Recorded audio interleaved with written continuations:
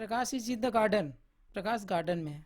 Prakash is the garden, ये क्या, एक शब्द यहाँ से इज को हटाने पर प्रकाश ही गार्डन बन गया। ये तो अर्थ का अनर्थ हो गया, है ना। अब आप समझ रहे होंगे कि सर आज कहीं प्रेपोजिशन के बारे में तो बताने नहीं जा रहे हैं। तो मैं बता दूं, योर गेसिंग इज एब्सोल्युटली राइट, आपका गेसिंग बिल्कुल सही है। आज हम प्रेपोजिशन के बारे में ही जानने जा रहे हैं। गुड मॉर्निंग, मैं आपका केजवा सर आप सबका हार्दिक स्वागत करता हूँ। How are you? I hope you are fine. आगे बढ़ने से पहले एक बात बता दूं, ये वीडियो प्रेपोजिशन के दूसरे वीडियो से अलग है, पूरी तरीके से अलग है। इसमें एक ही शब्द के एक प्रयोग नहीं, दो प्रयोग नहीं, पूरे प्रयोग बताऊंगा। ये आपके सिर्फ कंपटीशन एग्जाम के लिए महत्वपूर्ण नहीं है, बल्कि आपके स्पोकन इंग्लिश के लिए भी बहुत ही महत्वपूर्ण है। मैं इतना कह सकता हूँ कि इसको समझने के बाद आपको कोई भी कंपटीशन के एग्जाम में इस दिए गए प्रेपोजिशन को लेकर कोई कंफ्यूजन नहीं होगा, और न ही इंग्लिश बोलते समय आप किसी प्रकार से कंफ्यूज होंगे। ये मेरा विश्वास है और दावा भी है। तो चलिए आगे बढ़ते हैं और देखते हैं व्हाट इज प्रेपोजिशन। प्रेपोजिशन क्या है? प्रेपोजिशन पार्ट्स ऑफ स्पीच के अंतर्गत एक प्रकार का शब्द होता है that is used before noun और pronoun, noun phrase, pronoun phrase, जो कि नाउन या प्रोनाउन के पहले या नाउन फ्रेज या प्रोनाउन फ्रेज के पहले यूज किया जाता है। किसके लिए?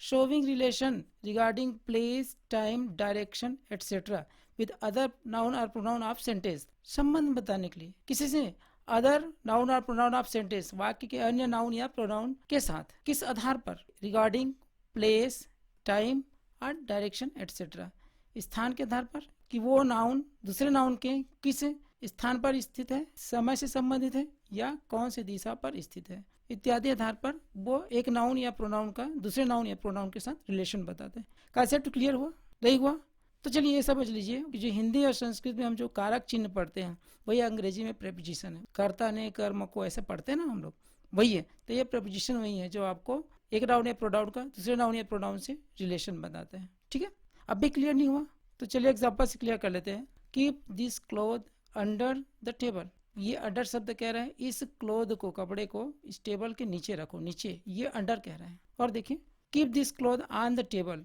कि इस कपड़े को टेबल के ऊपर रखो, मतलब ऑन से पता चला कि टेबल के ऊपर रखो, अंडर से पता चला टेबल के नीचे रखो। तो यह है प्रेपोजिशन। कंसेप्ट क्लियर हुआ? मैं समझ तो क्लियर हो गया होगा। अब देखिए कौन कौन से शब्द प्रेपोजिशन है, जैसे कि at, in, into, on, by, with, up, down, since, for, against, across, along, from, among, between, above, over, in front of, beside, besides, etc. ये सारे वर्ड्स प्रेपोजिशन है। इसका मतलब क्या हुआ? ये वर्ड्स आपको कहीं भी दिखाई देते हैं और अगर आपको आइडेंटिफाई करना है कि किस प्रकार के शब्द हैं तो वो कौन से प्रकार के शब्द होंगे? प्रेपोजिशन। क्लियर? आज हम एट के प्रयोग देखेंगे। एट का सामान्य अर्थ में या पर होता है, पर इसके हम आज सभी प्रयोग देखेंगे, एक नहीं 9 प्रयोग देखेंगे। कितने प्रयोग? 9 प्रयोग देखेंगे। और इसको समझते समझते आप जानेंगे कि हमसे कितनी गलतियां होती थी। ठीक है, फर्स्ट पहले देखें before the names of village और टाउन्स। जैसे हम सब जानते हैं इस एट का प्रयोग गांव या छोटे शहरों माने कस्बा के नाम के पूर्व करते हैं। फॉर एग्जाम्पल फटाफट देखते जाएं, एट बारदी, अगर आपको गाँव का नाम लिखना है उसके पहले इन लगाना है तो गलत हो जाएगा। लेकिन हम लोग जनरली गलती क्या करते हैं, आई लिव इन बारदी ऐसे बोल देते हैं, है ना। अपने गांव के नाम के पहले भी इन लगाए थे, पर ऐसा नहीं है। एक्चुअल में क्या करना चाहिए, हमें एट का यूज़ करना चाहिए। ठीक है, तो at Bardi, at Lohara, at Ranidhara, at Pandariya etcetera. एक एग्जाम्पल देख लेते हैं, आई लिव एट बरदुली। अरे बातें बातों मैंने तो अपना गाँव के नाम बता डाला। तो चलिए ये इस तरीके से मैं आई लिव एट बरदुली कहूँगा ज़्यादा अच्छा है और सही है। आई लिव इन बरदुली बोलूँगा तो गलत है, क्योंकि मेरा बरदुली गाँव है, एक शहर नहीं है। तो एट का प्रयोग बिफोर विलेज या टाउन से नेम। ठीक है, सेकंड देखें, to indicate aim after given words. किसी दिए गए शब्द का, देखेंगे कौन कौन शब्द है वो, किसी दिए गए शब्द का किसके प्रति लक्ष्य है, उसका एम किस शब्द के प्रति है, ये बताने के लिए भी हम एट का प्रयोग करते हैं। Let's see some examples to clear. Shout at, तो किसी पर भी कोई व्यक्ति चिल्ला रहा है तो शाउट टू नहीं कह सकते, शाउट इन नहीं कह सकते, शाउट एट ही कहेंगे।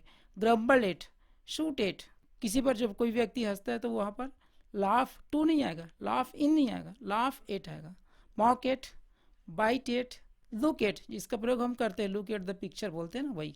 M at, smile at, growl at. एक एग्जाम्पल इसका भी देख लें, he was looking at the picture, वो पिक्चर को देख रहा था। लुक के बाद एट ही लगाएंगे, टू नहीं लिख सकते। वो पिक्चर को देख रहा था तो he was looking to the picture नहीं लिख सकते, ये गलत हो जाएगा। ठीक है, चलिए नेक्स्ट प्रयोग देखें।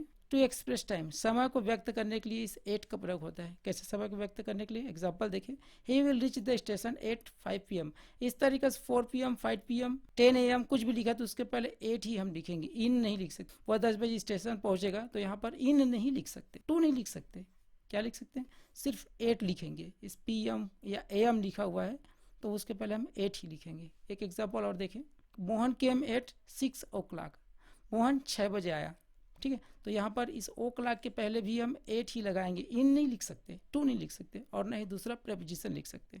चलिए यहाँ बातों बातों में ओ क्लॉक का अर्थ भी होता है, क्या बता दूँ, तो ये वास्तव में ऑफ क्लॉक है। क्या है, ऑफ क्लॉक, लेकिन ये अपोस्ट्रोफी लगने की वजह से यहाँ के एक अक्षर गायब हो गए। जैसे डू और नॉट को इस अपोस्ट्रोफी लगा के क्या लिखते हैं, डोंट, ये ओ गायब हो गया, उसी तरीके से ऑफ का एफ गायब हो गया और बचा सिर्फ ओ क्लॉक। क्लियर। नेक्स्ट देखें। बिफोर टाइम एक्सप्रेसिंग वर्ड्स, समय व्यक्त करने वाले शब्दों के पहले भी इस एट का प्रयोग करते हैं। देखिए कौन कौन शब्द है, जैसे एट नाइट, नाइट के पहले हम इन नहीं लगा सकते, एट लगाएंगे।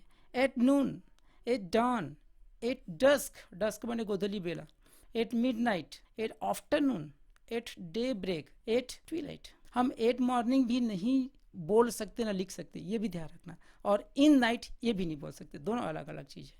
ठीक है, नाइट के साथ एट का प्रयोग होगा और मॉर्निंग के साथ इन का प्रयोग होगा।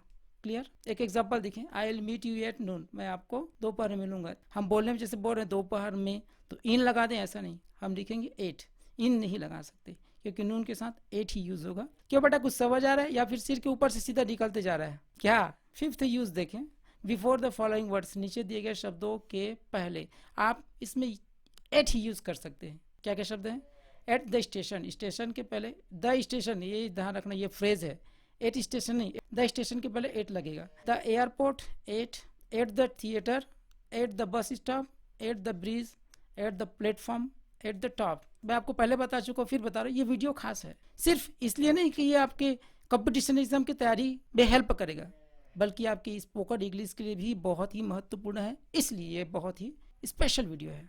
और देखिए एट होम, होम के पहले आप इन नहीं लगा सकते। मैं घर में हूँ तो आई एम इन होम नहीं कह सकते, नहीं कह सकते। At home, at school, at college, at university, at page 50, page 40, page 60, page 51, जो भी है, ये चित्र या कोई भी चीज़ इस पेज में है तो आप इन नहीं लिख सकते, इन नहीं बोल सकते, एट ही बोलेंगे। अभी एक एग्जांपल दूंगा और देखें। एट अ पार्टी, अब वो कोई व्यक्ति पार्टी में है तो in the party, in a party नहीं लिख सकते, क्या लिखेंगे, at a party. At a party, at a match, at a lecture, at a conference, at a concept, etcetera. Got it. एक एग्जांपल देखें।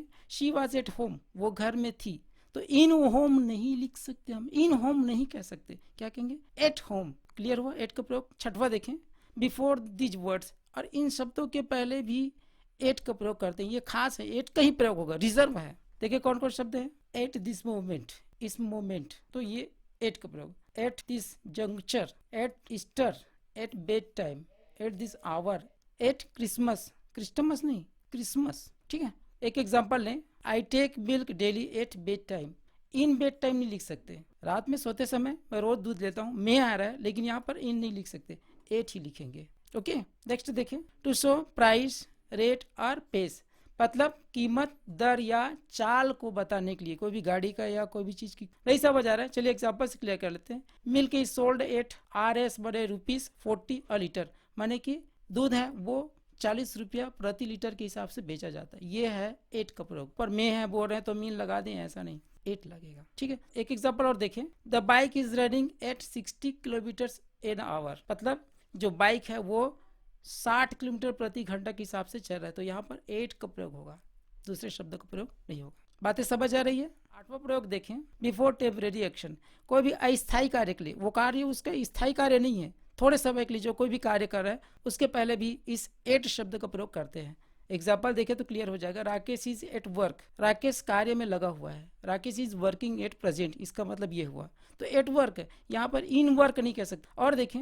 शी इज एट स्टडी, वो पढ़ाई कर रही है, एट स्टडी, और ये पढ़ रही है, वो क्या है, दिन भर का काम है क्या, 24 घंटा का काम है, नहीं, 1 घंटा, 2 घंटा, 4 घंटा, 5 घंटा, 6 घंटा, तो ये यहाँ पर एट का प्रयोग हो। स्थायी वर्क होता, परमानेंट जॉब होता, वो जैसे टीचरशिप का काम कर रहा है कोई व्यक्ति या पुलिस है कोई भी, तो वहाँ पर इन का प्रयोग हो जाता है। स्थायी के लिए इन का प्रयोग होता है और अस्थायी जॉब के लिए एट का प्रयोग होता है।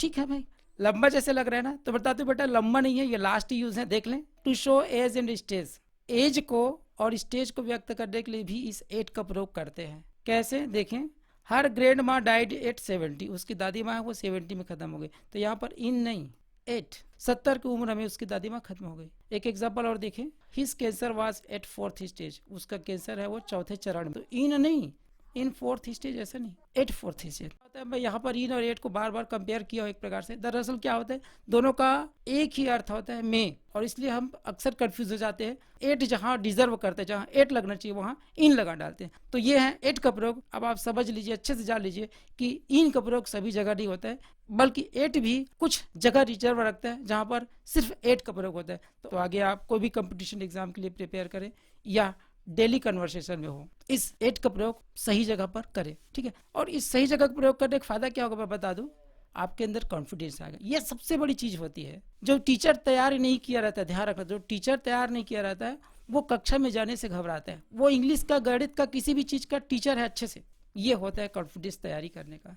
आप सही तैयारी करेंगे, आपके जो रूल्स है वो सही होंगे, तो आपके अंदर कॉन्फिडेंस आएगा, चाहे वो लिखने की बात हो या बोलने की बात हो। वीडियो समाप्त करने से पहले मैं एक बात कहना चाहता हूँ कि मेहनत का ही फल मिलता है। क्या मेहनत का ही फल मिलता है, आज नहीं तो कल मिलता है। ये सच है कि आप मेहनत करेंगे तो उसका ही फल मिलेगा। इसलिए आप यूं ही हाथ पर हाथ रख कर ना बैठें, कुछ ना कुछ मेहनत करें, मेरी गारंटी है आप कुछ ना कुछ पा के रहेंगे, आप सफल होके रहेंगे। तो चलिए इस वीडियो में सिर्फ इतना, अगले वीडियो में फिर मिलेंगे प्रेपोजिशन के दूसरे शब्दों के साथ। तब तक आप मेहनत करते रहें और मुस्कुराते भी रहें। Best of luck, thank you.